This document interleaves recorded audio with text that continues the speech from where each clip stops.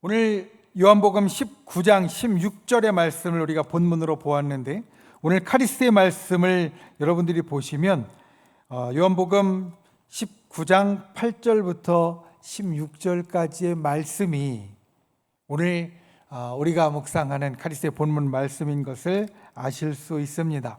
수요일에는 이 카리스를 펴놓고, 오늘 날짜 카리스를 펴놓고 우리가 새벽에도 또 예배를 드리면서 우리 카리스의 말씀들을 보고 또 은혜를 받았지만, 또 오늘 수요예배 가운데에서 그 가운데 조금 더 깊이 우리가 하나님의 은혜를 받는 귀한 은혜가 있기를 주님의 이름으로 부탁을 드립니다.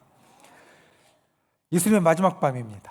요한복음 19장은 예수님께서 붙잡히시고 돌아가시기 직전까지 예수님께서 마지막 시간을 보내시는 것을 우리들에게 일러주십니다. 예수님은 마지막 밤에 우리가 알듯이 겟세마네 동산에서 기도하시고 그리고 붙잡히셨습니다.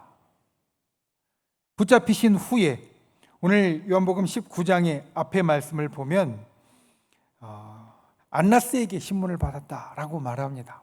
본래 다른 복음서에 보면 예수님께서 붙잡히신 후에 대제사장에게 가서 신문을 받으셨습니다.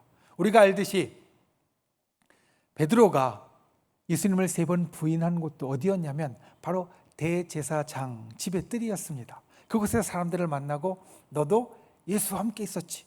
너도 예수와 같은 당이지? 이런 질문을 받았을 때 아니라고, 나는 모른다고, 맹세한다고, 나는 예수라는 사람을 저주할 수 있다고 이렇게 이야기했던 것이 바로 대제사장의 뜰이었습니다.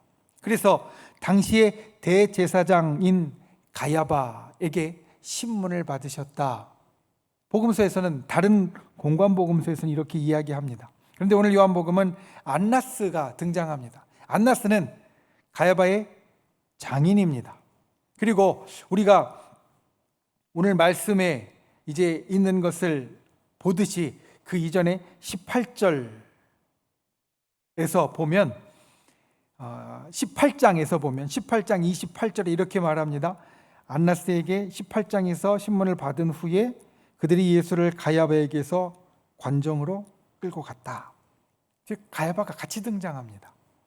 안나스는 가야바의 장인이었고 그 전에 대제사장이었던 사람입니다. 그러니까 가야바에게 신문을 받으면서 아마도 그 전에 대제사장이었고 가야바의 장인이었던 안나스를 통해서 신문을 받은 것, 예수님께서 신문을 받은 것을 요한복음은 우리들에게 일러줍니다.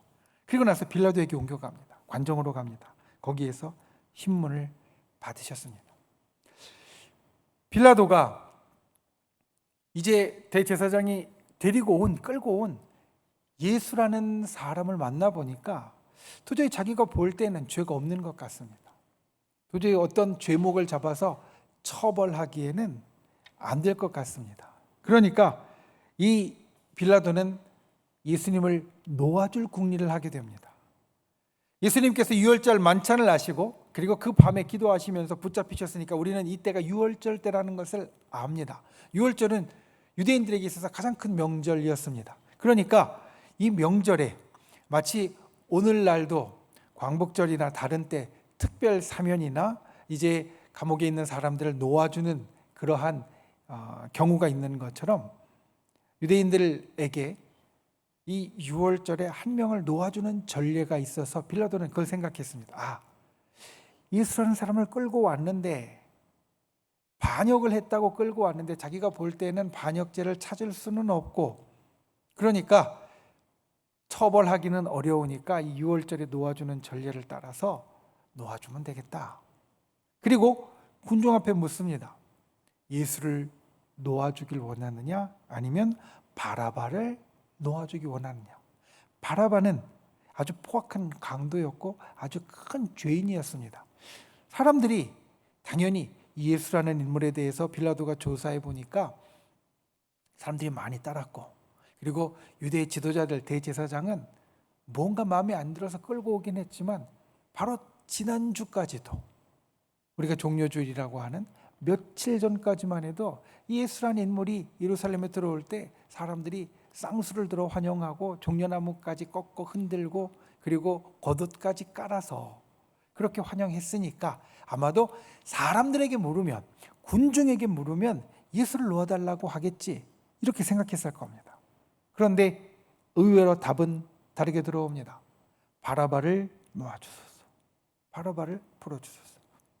빌라도가 첫 번째 계획했던 게 실패했습니다. 그리고 오늘 우리가 보는 요한복음 19장을 보면 이제 이 장면부터 등장하는 겁니다. 19장 1절에 빌라도가 예수를 데려다가 채찍질하고, 그리고 다시 신문을 하는데 예수님을 십자가에 못 박으라고 대제사장과 그리고 따르는 사람들이 계속해서 빌라도에게 요구합니다. 빌라도가 그들에게 대답합니다. 나는 그에게서 죄를 찾지 못했다. 그런데 군중들은 로마의 법으로는 죄를 찾지 못했어도 유대의 법으로는 하나님을 모독한 분명한 죄가 있기 때문에 죽이십시오. 이게 그 밤에 일어났던 일입니다. 오늘 우리 요한복음 19장의 배경이 되는 일입니다. 빌라도는 놓아주려고 했는데 로마의 법에 따라서 로마에 반역했다는 증거를 하나도 찾지 못하니까 나는 놓아주련다, 나는 죄를 찾지 못했다라고 했는데 대제사장과 유대의 군중들이 유대의 법에 따르면 아주 큰 죄니까 죽여야 됩니다 라고 했던 상황이라는 겁니다. 우리는 주일 예배를 드릴 때마다 사도신경을 암송합니다.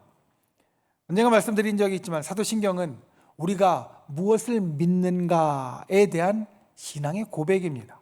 거기에는 하나님에 대한 신앙의 고백이 있고요, 전능하사 천지를 만드신 우리 아버지시다 라는 하나님에 대한, 성부 하나님에 대한 고백이 있고, 그 다음에 성부 하나님 예수님에 대한 고백이 있습니다. 나는 성령을 믿으며, 성령님을 믿으며 성령님에 대한 믿음의 고백이 있고요, 그리고 우리가 믿는 우리의 구원의 일들, 죄사함 받고 그리고 나중에 부활하고 영생하고 천국에 들어갈 그 모든 일들을 우리가 이 사도신경 안에서 고백합니다. 그런데 그 가운데 가장 긴 부분이, 이 모든 고백 가운데 가장 긴 부분이 예수님에 대한 부분입니다.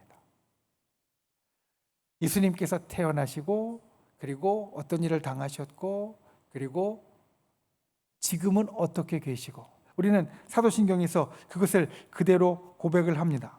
다시 한번 제가 말씀을 드리면, 나는 그 유일하신 아들 우리 주 예수 그리스도를 믿습니다. 그는 성령으로 잉태되어 동정녀 마리아에게서 나시고 본디오 빌라도에게 고난을 받아 십자가에 못 박혀 죽으시고, 본디오 빌라도에게 고난을 받아 십자가에 못 박혀 죽으시고 장사된 지 사흘 만에 죽은 자 가운데서 다시 살아나셨으며 하늘에 오르시어 전능하신 아버지 하나님 우편에 앉아 계시다가 거기로부터 살아있는 자와 죽은 자를 심판하러 오십니다.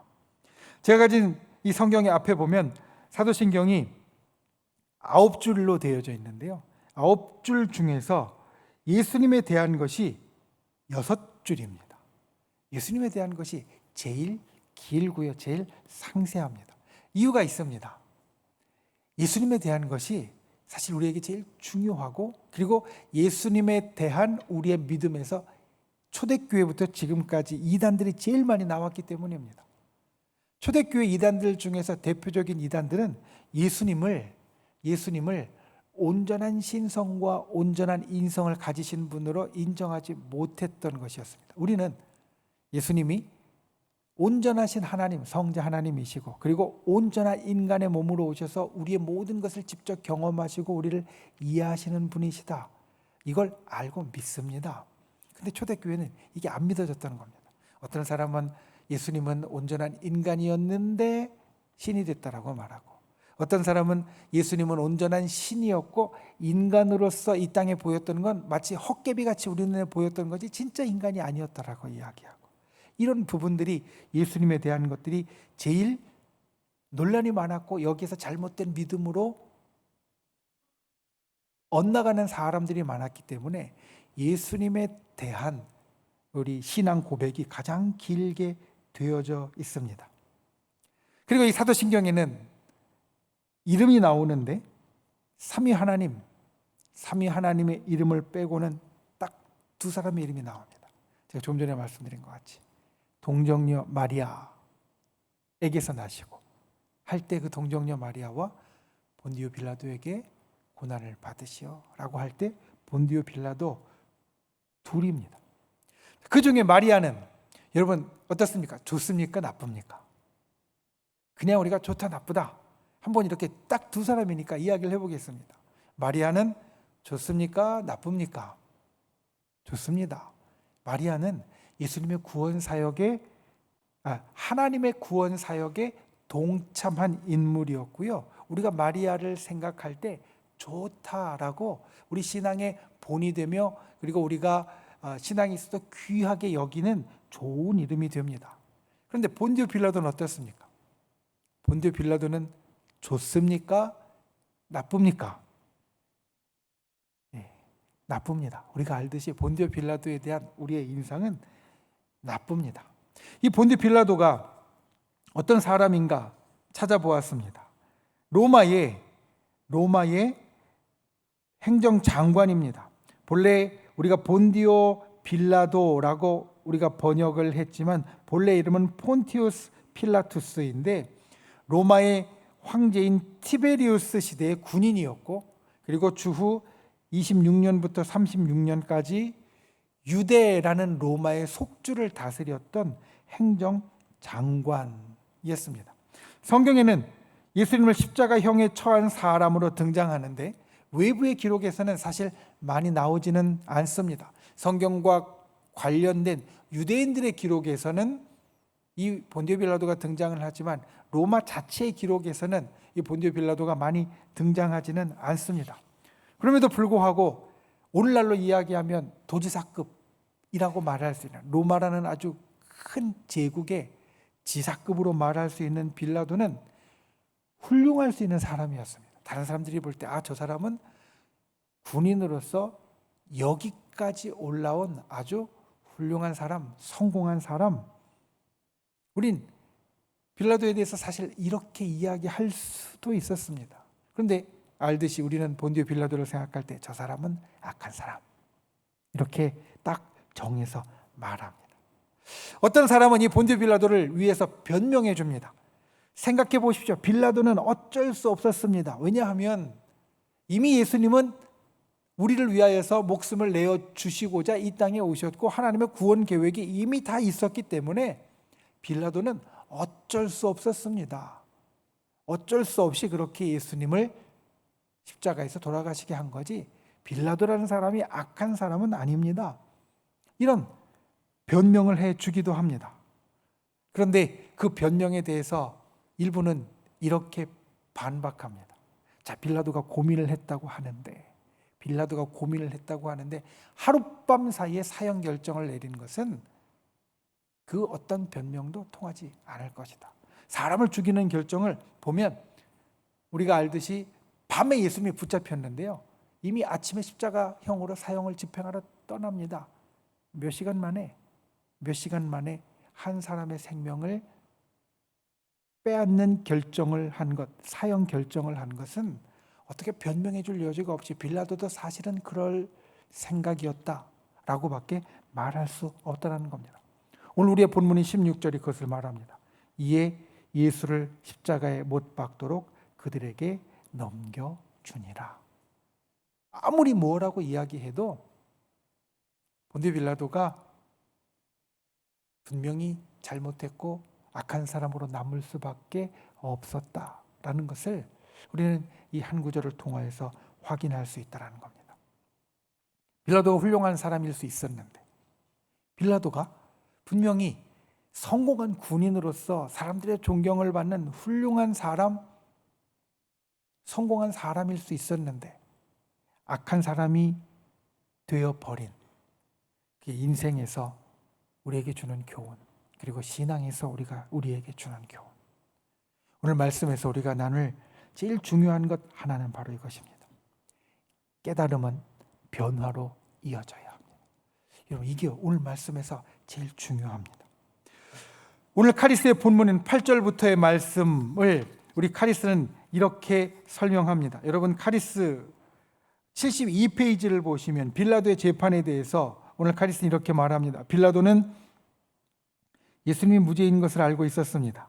그래서 3번이나 그분의 무죄를 언급했습니다. 18장 38절과 19장 4절과 6절. 게다가 그는 예수님이 자신을 하나님의 아들이라고 주장했다는 군중의 외침을 듣고 막연한 두려움에 휩싸입니다. 그는 이미 예수님의 행적을 총독으로서 보고받았을 것이고 직접 예수님을 만나면서 그분의 신비로움을 경험했습니다. 다른 복음서에는 빌라도는 아내의 꿈을 통하여서도 뭔가 심상치 않은 일이 일어나고 있다는 것을 느끼고 있었습니다. 자, 빌라도는 예수님을 두려워했습니다. 그리고 예수님 무죄라는 것을 알고 있었습니다. 우리가 알듯이 이미 3번이나 예수님이 무죄라고 이야기를 했고요. 예수님과 이야기하면서 뭔가 이 사람이 그냥 단순히 로마의 반란을 일으키는 사람이 아니라 범상치 않은 분이다라는 것을 깨닫고 있었고, 또 아내를 통해서 듣는 얘기에 밤에 꿈에 굉장히 자기가 고생했다라는 이야기를 통해서 뭔가 심상치 않은 일이 일어나고 있다는 것을 빌라도는 알고 있었습니다. 빌라도는 호기심을 갖고 예수님에게 물어봅니다. 너는 어디로부터냐? 오늘 19장 9절 말씀을 보면 예수님께 너는 도대체 어디서 온 사람이냐 물어봅니다. 그랬더니 예수님께서 대답해 주지 않습니다. 그러니까 빌라도가 말합니다. 내가 너를 살릴 수도 있고 죽일 수도 있다는 것을 네가 모르느냐? 대답해 보아라. 그랬더니 예수님께서 하신 말이 너의 그 권세도 하나님께서 주신 것이지 하나님께서 주시지 않았으면 아무 고난도 없었을 것이다. 이 범상치 않은 대화를 통하여서 빌라도는 분명한 무언가를 느꼈습니다. 그래서 12절 말씀에 보면, 이 대화를 나눈 다음에 12절 말씀을 보면 예수님은 빌라도는 예수님을 놓으려고 힘썼습니다. 다시 놓아주려고 했습니다. 그런데 다시 놓아주지 못하고 결국은 죽음에 내어주게 됩니다. 아까 말씀드렸듯이 빌라도가 어떤 행동을 했든지 성자 하나님이신 예수 그리스도께서 이 땅에 오신 것은 우리를 구원하기 위하심이고, 그리고 우리를 위하여 대신 희생제물, 화목제물이 되어주심으로 이 땅에서 우리를 위하여 피를 흘리시고 목숨을 다 내어주실 것이 이미 이사야 선지자에 의해서 알려져 있었고, 그리고 이루어질 일입니다. 그런데 여러분 기억해야 될 것은 빌라도라는 개인에게는 기회가 있었습니다. 자, 빌라도라는 개인이 어떻게 하든 간에 하나님의 계획은 이루어질 겁니다. 우리를 구원하시는 이 일들은 분명히 일어날 겁니다. 그런데 빌라도가 그 가운데 악한 자로 들어갈 건지 아닐지는 빌라도에게 기회가 있었다라는 겁니다. 왜냐하면 하나님께서 계속 이 빌라도에게 깨달음을 주십니다. 지금 이 예수라는 분이 뭔가 범상치 않은 분이고 뭔가 잘못된 일이 벌어지고 있고 무죄라는 것을 계속 깨닫게 하시고 어떻게든지 놓아주어야 되겠다라는 생각을 계속해서 들게 하십니다. 이게 깨달음입니다. 빌라도에게 계속 이 깨달음이 왔습니다. 그런데 빌라도는 이 깨달음을, 이 기회를 살리지 못합니다. 그리고 결국은 예수님을 십자가에 못 박히도록 내어 주었습니다. 여러분, 우리가 살면서 깨달음은 우리에게 계속해서 다가옵니다. 우리가 깨달을 때가 있습니다. 무언가 내가 알지 못하고 생각하지 못했던 것, 무언가 새로운 것이 우리들에게 다가올 때가 있습니다. 깨달음에 대해서 오늘 제가 깨달음은 변화로 이어져야 된다라고 말씀을 드렸는데, 이 깨달음에 대해서 그리고 변화에 대해서 제가 찾아보니까 이 깨달음과 변화는 사실 불교에서 제일 많이 이야기를 합니다. 명상을 중시하는 종교, 그러니까 명상하면서 무언가 깊이 생각하고 그리고 그 가운데 무언가 깨우치는 것이 있기를 바라는 종교, 그 가운데 대표가 불교인데, 불교에서 이 깨달음과 그리고 변화에 대해서 계속해서 이야기를 합니다. 그런데 여러분, 우리가 이야기하는 깨달음은 조금은 다릅니다. 오늘 말씀에서 나누는 깨달음은 조금은 다릅니다. 물론 우리가 깊이 묵상함으로, 하나님의 말씀을 붙잡고 깊이 묵상함으로 기도할 때 깨우치는 경우가 있지만, 지금 이야기하는 깨달음은 무엇이냐? 하나님께로부터 오는 깨달음입니다. 빌라도가 경험한 신비로운 일과 말들은 빌라도가 혼자 명상해서 깨우치는 것이 아니고요, 하나님께서 그에게 기회를 주시는 겁니다. 그의 아내의 꿈을 통하여서 주시고요, 일어나는 신비로운 일들을 통하여서, 느낌을 통하여서 하나님께서 그에게 주시는 겁니다. 우리가 이야기하는 깨달음은 그냥 내가 혼자 깊이 생각해서 무언가 생각나는 것이 아니라 하나님께서 우리들에게 주시는 것, 그것을 성경에서 우리들에게 깨달음으로 이야기를 합니다. 그리고 그 깨달음이 있을 때 우리가 무엇을 해야 하는가? 그냥 하나님께서 이렇게 알려주시는구나, 그것만 알고, 하나님이 이런 마음이시구나, 하나님께서 내게 이런 것을 일러주시는구나, 그것을 알고 멈추는 것이 아니라 그 하나님의 마음을 알고 하나님의 깨달음을 갖고 우리가 삶을 바꾸어 나가는 것을 주님은 우리에게 원하신다는 겁니다. 마태복음 13장에 보면 예수님께서 말씀하시는 여러 비유가 있습니다. 여기에는 씨 뿌리는 비유가 있고요, 겨자씨와 누룩의 비유가 있고, 가라지의 비유가 있고, 숨겨진 보화와 진주의 비유, 우리가 성경 가운데에서 많이 듣는 여러 비유들이 마태복음 13장에 있습니다. 비유로 말씀하시니까 사람들이 잘 깨닫지 못합니다. 제자들도 깨닫지 못하는 말씀들이 많았습니다. 우리에게 비유를 이야기해 주신 후에 예수님은 제자들 따로 부르십니다. 이리 와봐라. 그리고 나서 그 비유의 의미를 상세하게 설명해 주십니다. 씨 뿌리는 비유를, 겨자씨와 누룩에 대한 것을, 그리고 가라지에 대한 것을, 또 숨겨진 보화와 진주에 대한 것을 예수님께서는 제자들에게 상세하게 설명해 주십니다. 이건 이런 뜻이고 이건 이런 거야. 그래서 이렇게 이야기한 거야. 이 모든 것을 다 가르치신 후에 예수님은 제자들에게 마지막으로 질문을 던지십니다. 마태복음 13장 51절에 보면 이 모든 것을 다 깨달았느냐? 제자들이 네 하고 대답합니다. 네 하고 대답합니다. 그리고 나서 제자들에게 예수님께서 원하시는 것들이 그 이후의 일들 가운데 일어나는데, 우리가 하나님께서 우리들에게 주시는 깨우침이 알고 난 다음에는 그냥 아는 것으로 멈출 것이 아니라 그것을 우리가 따라 살아야 하는 것, 이전에 살던 대로 사는 것이 아니라 그것을 따라 내가 바뀌고 변화해서 살아야 하는 것을 예수님은 제자들에게 계속해서 말씀하십니다. 우리가 잘 아는 선한 사마리아인의 비유 생각해 보십시오. 이 선한 사마리아인의 비유, 누가 우리의 이웃입니까? 라고 예수님께 와서 물었던 율법학자는 아주 지식이 많고 똑똑한 사람이었습니다. 율법학자로서 당시에 하나님의 말씀을 많이 깨우친 사람이었습니다.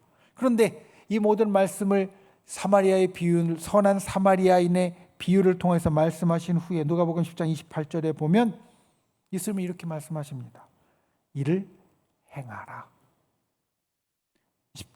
누가복음 10장 37절에 보면 너도 가서 이와 같이 행하라.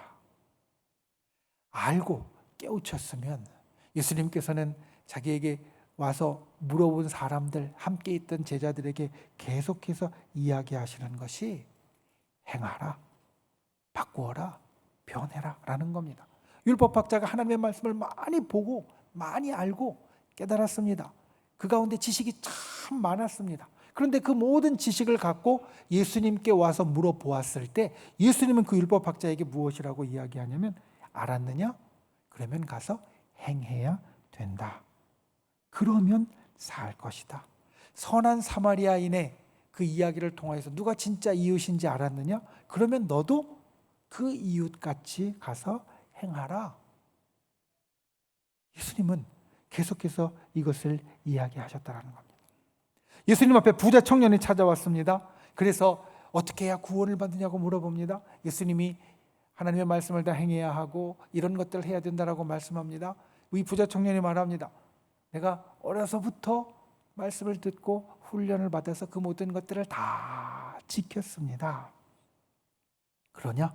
그러면 네 소유를 팔아 가난한 자들에게 주고 와서 나를 따르라. 예수님께서는 그 부자 청년에게 그것을 이야기를 합니다. 네가 다 행했느냐? 그러면 이것까지 행하고서 나를 따라와라. 그러면 네가 살 것이다. 여러분, 우리가 깨달을 때에 중요한 것은 그 깨달음을 하나님께서 나에게 주셨을 때 그 깨달음을 아는 것이 중요한 것이 아니라 그 깨달음을 알고 그 깨달음에 따라서 내가 바뀌고 변화해서 행동하는 것이 주님 앞에는 정말 중요하다는 겁니다. 사실 예수님의 죽음에 제일 큰 책임이 있는 사람들은 유대 지도자들이었습니다. 우리가 계속해서 보지만 유대 지도자들이 예수님을 죽이기로 결심했고, 그리고 예수님을 어떻게든지 엮어서 그래서 예수님을 끌고 왔고 억지로 죄를 씌워서 빌라도에게 고발했고, 그리고 빌라도가 풀어주려고 할 때에도 안 된다고, 꼭 죽여야 된다고, 로마의 법으로 안 되냐고, 그러면 우리가 가지고 있는 유대의 법으로는 꼭 죽여야 된다고 유대의 지도자들, 대제사장과 그리고 다른 지도자들이 예수님의 죽음에 사실 큰 책임이 있습니다. 정말 큰 책임이 있습니다. 그런데 빌라도는 어떻게 보면 이 유다의 지도자들보다 우리가 생각할 때에는 책임이 없다라고 여길 수도 있지만, 당시 유대의 지도자들은 사형을 집행할 권세가 없었습니다. 권한이 없었습니다. 유대의 지도자들, 유대의 공회와 유대의 제사장들은요, 그냥 일종의 자치기구 같이 자기들이 모여서 자기들의 일을 상의하는 것이지 법적인 것을 스스로 결정하고 그리고 집행할 수 있는 권한은 전혀 없는 사람들이었습니다. 그 권한을 갖고 있는 사람은 오직 빌라도였습니다. 로마의 행정장관으로서. 그러니까 예수님이 죽은 것은 그 명령을 빌라도가 내렸기 때문이고, 그 모든 것을 다스리고 진행했던 최고의 책임자로서 예수님의 죽음에 대한 책임을 빌라도는 면할 수 없었다라는 겁니다.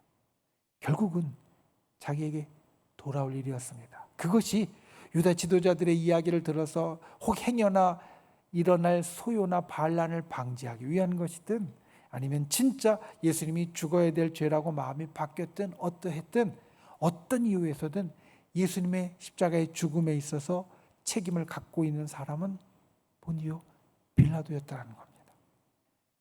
그런데 이 빌라도가 깨우칠 기회, 바꿀 기회가 여러 번 있었습니다. 바꾸지 못했기에 그는 이 책임을 끝까지 지고 2000년이 지난 지금도 우리가 믿음의 고백을 할 때, 사도신경을 고백할 때 본디오 빌라도 이 이름을 이야기하며 그 이름이 별로 좋지 않다라고 여기게 하는 일들을 이가 만들었다라는 겁니다. 여러분, 우리에게 깨달음이 있을 때 우리는 힘써 바꿀 수 있어야 됩니다. 어떨 때는 쉽게 생각합니다. 본디오 빌라도도 그랬을 수 있습니다.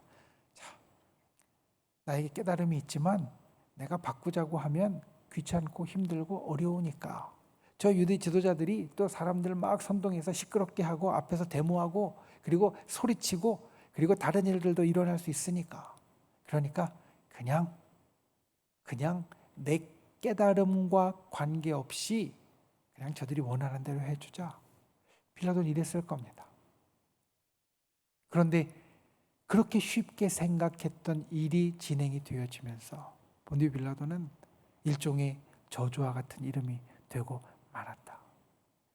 우리가 깨달음이 있을 때 그 깨달음을 행하지 못하면 때로 우리도 이와 같은 실수를 저지를 수 있습니다. 깨달음이 있으면 우리는 바꿔야 됩니다. 깨달음이 있으면 우리는 힘써야 됩니다. 왜냐하면 우리의 인생은 결국 우리가 책임지는 것이기 때문에 그렇습니다. 본디오 빌라도의 인생을 유다의 대제사장이 책임지지 않습니다. 본디오 빌라도의 인생을 유다의 지도자들이 책임지지 않습니다. 본디오 빌라도의 인생은 본디오 빌라도가 책임지는 것이기 때문에 우리는 오늘날 본디오 빌라도에게 고난을 받으셨다라고 이야기하는 주체가 되었다라는 겁니다. 여러분, 주님이 우리에게 무언가 깨우치셨으면 그것을 우리의 삶에 행동을 통하여 바꿔가는 분들이 되시기 바랍니다. 변화하는 분들이 되시기 바랍니다. 행하는 분들이 되시기를 바랍니다. 그때 우리의 이름이 영광스러운 이름이 되어질 줄로 믿습니다. 영광스러운 이름으로 바뀌어질 줄로 믿습니다. 마리아는 그랬습니다. 여러분, 마리아는 그랬습니다. 본디오 빌라도는 깨달음이 있을 때 깨달음을 행동하지 못했기 때문에, 깨달음을 행하지 못했기 때문에 저주와 같은 이름이 되었는데, 마리아도 그랬습니다. 여러분, 마리아에게 성령으로 잉태되는 역사가 일어났습니다. 마리아는 깨닫습니다. 내가 처년대 아이를 갖게 되었고 하나님이 이와 같이 해 주셨구나. 그런데 당시 율법에 의하면 처녀가 아이를 가졌을 때, 더군다나 정혼한 처녀가 아이를 가졌을 때 어떻게 하라고 되어 있냐면 돌로 쳐 죽이는 것이었습니다. 돌로 쳐 죽여서 정혼한 남자는 자기 집안의 수치를 지웠어야 했습니다. 그게 일반적인 일이었습니다. 마리아에게, 그리고 요셉에게 주의 사자가 현몽하여서 꿈에 나타나서 모든 일을 다 일러 주었습니다. 깨우쳐 주셨습니다. 이 일은 하나님이 하신 거예요. 이 일은 하나님의 일을 이루시는 거예요. 깨우쳐 주셨습니다. 그런데 자기의 깨우침과는 다르게 세상은 죽이라고 말합니다. 죽여야 된다라고 말합니다. 그래야 가문의 수치가 되지 않고, 그래야 이를 바로잡을 수 있다라고 말합니다. 깨우침이 있는데 바꾸지 않으면요, 그냥 마리아는 죽는 겁니다. 그런데 마리아는, 요셉은 깨닫고 바꾸었습니다. 요셉은 그것을 하나님의 일로 알고 조용히 넘어갔고요. 마리아는 하나님의 일로 알고 기뻐하면서 그 일을 지키려고 힘썼습니다. 그러니까 하나님이 깨우쳐 주셨을 때 바뀌니까, 하나님이 깨우쳐 주셨을 때 변화하니까, 하나님이 깨우쳐 주셨을 때 행동하니까 마리아는 좋은 이름으로 남을 수 있었다. 여러분, 우리가 그와 같은 분들이 되실 수 있기를 주님의 이름으로 축원을 드립니다. 기도할 때, 말씀을 읽을 때, 때로는 꿈을 통하여서, 때로는 주변에 일어나는 신기한 일들을 통하여서 주님 우리를 깨우쳐 주실 때, 그 깨우쳐 주심을 내가 알고 그냥 멈추는 것이 아니라 더 나아가서 변화로 이어지고 행함으로 이어지고 주님이 기뻐하시는 일을 이루어가는 귀한 저와 여러분이 되실 수 있기를 예수님의 이름으로 축원을 드립니다. 말씀을 맺습니다. 여러분, 우리 인생은 우리가 책임지는 겁니다. 이게 중요합니다. 하나님 우리들에게 일러주시는 겁니다. 만약 남이 내 인생을 책임져 줄 수 있으면 우리는 아직 믿지 못하는 남편을 위해서 내가 열심히 기도함으로 구원시킬 수도 있을 겁니다. 본인이 마음에 믿음이 없어도요, 우리가 그 남편을 위해서, 그 아내를 위해서 열심히 기도하면 내 공적으로 구원을 받을 수도 있을 겁니다. 그런데 주님은 그렇게 이야기하지 않습니다. 내 인생은 내가 책임지는 겁니다. 우리가 아무리 중보기도 하고 우리가 아무리 그 영혼을 사랑해서 기도해도 그 영혼이 믿음으로 돌아오지 않으면 결국은 그 인생은 구원받지 못한 인생이 됩니다. 자기 인생은 자기가 책임지고 결정짓는 겁니다. 하나님은 우리들에게 깨우침을 주십니다. 여러분, 아직 믿음이 연약한, 또 믿음이 없는 여러분의 남편과 또 우리 성도님들의 아내가 그 마음에 깨우침이 들어갈 때가 분명히 있을 겁니다. 아내 모습을 통해서, 남편의 모습을 통해서, 또 다른 일들을 통해서 하나님 믿는 것이 정말 귀하고 중하고 꼭 필요한 것이라는 깨우침을 받을 때가 있을 겁니다. 그런데 그것을 받아서 변하면 생명으로 귀하고 좋은 것으로 나오는 것이고, 그 깨우침과 별개로 그래도 나는 일요일날 놀아야 돼, 나는 일요일날 내 하고 싶은 거 해야지, 자기가 했던 걸 바꾸지 못하고 변하지 못하고 계속 가면 구원에서는 멀어질 수밖에 없는 겁니다. 우리 믿는 사람도 마찬가지입니다. 오늘 이야기했듯이 마리아와 본디오 빌라도를 놓고 우리가 생각할 때 똑같이 깨우침이 있을 때 바꾸고 변했던 마리아는 우리가 좋은 이름으로 기억하고 그 인생이 좋은 인생이 되었지만, 바꾸지 못했던 본디오 빌라도는 나쁜 이름으로 기억하고 결국은 나쁜 인생이 되었던 것처럼, 우리에게 깨우쳐 주시는 주님의 깨우치심을 저와 여러분이 행동으로 그리고 삶의 변화로 바꾸어 갈 수 있는 저와 여러분이 되실 수 있기를 예수님의 이름으로 축원을 드립니다. 우리의 인생과 우리의 신앙은 우리가 책임져야 됩니다. 남이 책임지는 게 아닙니다. 이에 예수를 십자가에 못 박도록 그들에게 넘겨주니라. 빌라도의 책임이었고 빌라도가 그렇게 되었습니다. 우리도 우리의 인생 가운데 주님께서 주시는 깨우침으로 정말 복된 인생, 그리고 좋은 인생, 하나님께서 인도하시는 아름다운 인생을 열어가는 저 여러분이 되시기를 예수님의 이름으로 축원을 드립니다. 기도하겠습니다. 귀하신 아버지 하나님, 우리가 이 땅을 살며 주께서 우리들에게 주시는 음성을 듣습니다. 주의 깨우치심을 우리가 받습니다. 때로 우리의 삶 가운데 주님이 일으켜 주시는 일을 통하여서, 주께서 들려주시는 말씀을 통하여서, 우리의 기도 가운데 주께서 우리에게 주시는 음성을 통하여서 우리가 깨우칠 때 주님, 기도하옵기는 그 깨우침이 우리의 변화로 이어지는 자 되게 하여 주옵소서. 본디오 빌라도가 깨우침을 가졌지만 바꾸지 못하고 변화하지 못하고 행동하지 못하여서 저주의 이름이 된 것처럼 되지 않게 하시고, 우리가 온전히 주님 앞에 하나님의 뜻대로 깨우침대로 살아감으로 복된 인생이 될 수 있도록 우리를 도와 주시옵소서. 예수님의 이름으로 간절히 기도하옵나이다. 아멘.